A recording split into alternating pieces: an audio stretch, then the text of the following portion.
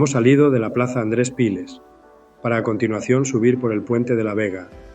para cruzar a la parte derecha del río Júcar, y desde allí por el margen sur de la desembocadura de nuestro río, seguir por el camino de la Torre hasta llegar al camino del Asegador y de allí a la entrada del Estudiante, para salir directamente a el lago del Estany y recorrer su bello sendero azul. Después de llegar hasta el restaurante Casa Salvador,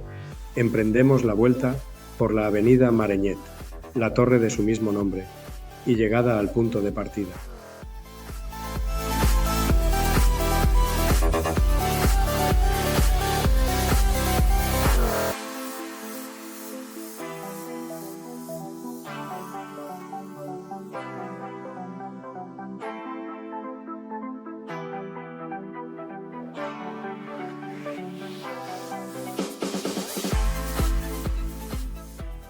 El Sendero Azul del Estany de Cullera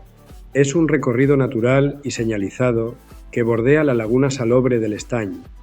conectando con la playa del mismo nombre, ideal para observar aves y flora local, con tramos sencillos y algunos más irregulares, incluyendo paneles interpretativos y apoyos para descanso, destacando por su tranquilidad y valor ecológico, integrado en la red Xarxa a Vista y reconocido por la ADEAC, Asociación de Educación Ambiental y del Consumidor, como Sendero Azul, junto al del CAP de Cullera.